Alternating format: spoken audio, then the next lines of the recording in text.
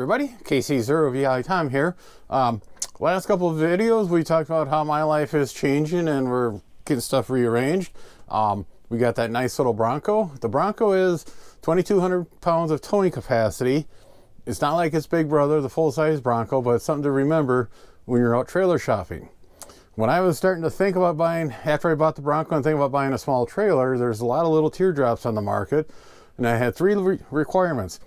One, I want to be able to stand up in it.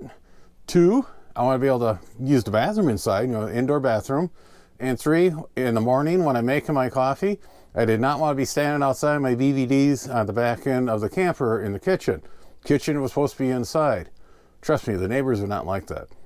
And looking around on the market, came across this company, NuCamp. They make some real small teardrops. There's a TAG, T-A-G. Those are the real small ones where you have to crawl around and inside, and the back end opens up like a clamshell, and in there you got the refrigerator, the stove, and the sink. Not for me. I mean, they were really lightweight, but no, I'm too old to be crawling around my hands and knees inside, But they also make a tab version. It's a little bit bigger, and has a couple different families in there. The first family I came across is a Tab 320, and their base model is a 320S. It's a nice little rig. Weighs about 1,900 pounds, so that's just below, the 2,200 pounds of the Bronco pulling capacity. Then they have a Tab CS, or clamshell, and what they did, they kind of took some of the ideas from the tags, moved the kitchen out of the inside of the 320 on the back end. It's a little bit bigger, a lot heavier. It's 2,200, 2,300 pounds, because they added on a little bit, and the weight distribution is also different too on that. Then they have a big one in the 320 family called the Boondock. The Boondock version has the stronger axle, beefier suspension, bigger tires. Up on the tongue, it's got a metal deck along with a metal box. It's got solar panels with the Victron controller. That is heavy. That's 3,500 pounds depending on all the options. If you option it up, it's about 3,500, I was told. Way beyond me. So then they also make a Tab 400, which is taller and a little wider and a little longer, but again, it's way too heavy for the Bronco to pull. And the floor plan in that did not sit well with me. It had a permanent bed in the back, which I don't like that idea. Anything in a camper should have double duty. We'll talk about that here coming up. So we decided to start looking around for a Tab 320S or standard. I found one down at Altoona. I found one up in Anoka, Minnesota. I found one over in Mankato, Minnesota. And I really didn't want to drive that far to look at something and not really like it.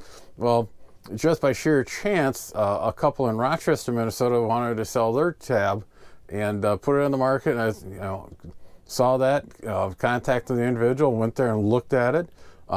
It's a real nice little camper. Walk around here in a little bit, and went back the following week, and picked it up. We just got back here about 2 hours ago, and playing around in here. We'll take a little quick tour. In the back here, it's a dinette, U-shaped dinette with this Laguna style table. It can move around all you want. It can actually move outside. There's a mount outside.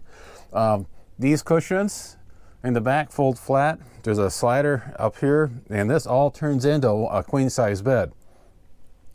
It's got double pane windows, so it will go down cold temperature. It's just got a real nice layout. We got two cabinets there to put your stuff in. A lot of little cubbies, like here. Over here on some of the Tab 320s, this cabinet is replaced with a microwave. I was a little disappointed this didn't have a microwave. Then I started thinking, the last 2 years, the only thing I ever did with my microwave was set the time. It's got a small Jensen stereo along with the Jensen 12-volt TV. The air conditioning is not a rooftop or a window unit mounted in the wall. It is a package unit that's actually underneath this bench, along with a small boiler, hot water maker. Instead of forced air, they're using hydronic heat. There's a big coil underneath the seat I'm on, and that's how it heats the interior. I was a little concerned about that, and when we got this up here on the patio, it was 43 degrees inside the trailer, and it was 34 degrees outside, and it's been running for just over an hour, and we're up to 55 degrees. So the walls on this are fairly well insulated. It's got Azdel siding on it, so it should not delaminate. Really looking forward to this. The bathroom, again, this is a wet bath. It's got the stool there, the sink up there, a little port window to cover the toilet paper. All the lighting in here, I didn't turn the lights on, are LED strip lights, and there's a dome light above for, so you can see everything. The up front here, we got a nice little sink, 2-burner stove, a refrigerator. This is interesting. This is a 12-volt compressor style refrigerator. We got some cabinets and a drawer for storage, and up here we got a couple of little cubbies up here, and again more cubbies over here above the door. Really looking nice. I can just barely stand up. I'm 6 even, and it's close enough for me. If I crunch my knees a little bit, I can at least stand up here, keep my head up, or if I want to have a knee stretch, I got to hunch over. It's close enough for government work. Let's go outside and take a look. We'll start here in this corner just because we got to start somewhere. It's got a real nice charcoal color to it. Nice little step down there with the light. When you put the step up, the light goes out. It's got a little porch light. Again, these are European style windows. It's got a AC receptacle outside, so you can, and a slot so you can move that table out here. The big thing I got to figure out, if we get up here on top, I need to come up with a way to mount my amateur radio antennas, which will be interesting. There's a big solar panel. The couple, when they ordered it, they opt for the solar panel and the metal rack up front here, along with the metal bin, just for more storage. You can get, when you order that stuff, you can order those options which are normally on the boondock. Come around here across the back. Each corner has a set of handles. This is really easy to move around. I was quite surprised. On the driver's side, or this is all the business side, we got an outdoor shower, a spot to hook up the hose. We got a vent there for the system, power connection. I'm not too thrilled about this little Jensen antenna. It's kind of hard getting a signal in here, the porthole. Instead of a black tank, it uses a cassette style toilet. I mean, that little tank in there pops out. You wheel it down to the dump station or the outhouse. You can dump it in there. Across the front here, it's got a real nice bin and deck. Again, handles to bring it all in. It's got a manual jack up front, 7-pin. Does have trailer brakes. When I brought it home, what I did, I just pulled into the neighbor's driveway, back straight up, got it up on the cement patio here, unhooked the Bronco from it, and pushed it by hand back to here and dropped all the leveling jacks. Very easy to do, lightweight. Okay, let's talk about the elephant in the room. Yes, this is 1,900 and some odd pounds, and the Bronco does have a 2,200 pound towing capacity. And before any of you guys start plugging away down in the description or the comments section, no, nobody ever comments on this thing. I'll get a lot of text messages. Ran into a friend here in town. He used to be a salesman, cars and RVs, and we kind of explained to him what I had and was looking at. And he says, with your background and your camping experience and what you've done over the years, you know how to drive and how to haul stuff. You're not going to be doing 75, 80 down the freeway with it. You're not going to overload it. You'll have a lot of fun with it. And just by sheer chance, the other day at work, walking on the hallway in one of our buildings, and there was a guy standing there with a dealership coat on. So I stopped and says, "Do you need help finding your room, sir?" He says, "No, I'm here with my daughter. She's looking at the nursing program." And what do you mean, what room? I said, well, here at NIAC, we have a lot of companies and businesses that actually will rent out a classroom for a day or half a day or a week, depending on what they need for training, for workshops, stuff like that. And it's kind of nice for these businesses because A, it gets the crew out of the building and into somewhere different, kind of a reward.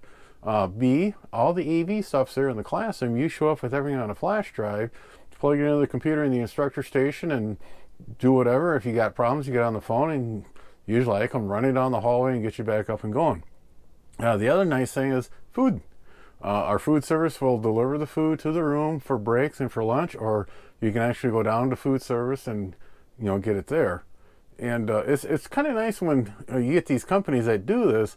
You can just see the expression on the employees' faces. It's a break from the normal grind. They're out of the the building what they're usually working. It's just kind of nice, refreshing, and it's a chance for some fairly decent training. They explained to him, after I answered his question, I said, okay, this is what I got. And we're sitting there talking. He says, yeah, you'll have a lot of fun with it. Don't worry about it. Just keep in mind the weight that you can take, and you shouldn't take anything that you really don't need. So it made me feel a little better. Talked to a couple of mechanic guys that work on the cars around here on the little projects that I won't do because they're beyond me, or I just don't want to get that dirty. And explained to them what I got on the Bronco, what I was looking at.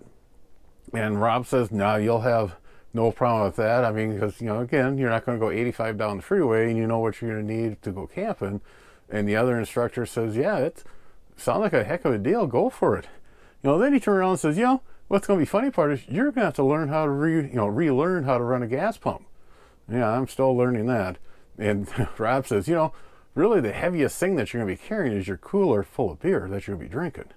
Yeah, I'm going to get some new friends here. One other thing I did not mention, up here on the top, it does have a fantastic fan. Those things will move a lot of air in this little bit. You pop these windows open a little bit, you'll be able to pull a lot of fresh air through the system. In a couple months, hopefully, if we get into springtime, we'll be able to go out camping with this, make a couple of videos on some of the mods. I already got ideas what to do, and go through some of the other items. Really interested on this water heater hydronic system. That'll be kind of interesting how it goes. The only thing I can have problems with, again, I've only had this thing maybe 6 hours. I have bumped my elbows, I have backed into stuff, I've hit my head on stuff. You gotta remember, I'm used to a 23-foot Class C motorhome poo, and here I'm going in this maybe 15, 16-foot little guy. It's going to take a little bit with me thrashing around like a wounded buffalo. But we'll get through it. And the other thing, the daughter Christy has christened the camper Tigger, T-I-double-R. So I got to put up with that now. So on that, you guys stay safe, have a lot of fun. I'm getting ready to go camping. Be sure to tell your friends, neighbors, other hams. Subscribe, hit that bell to get notification when new videos come out. Add comments below. 7-3, everybody.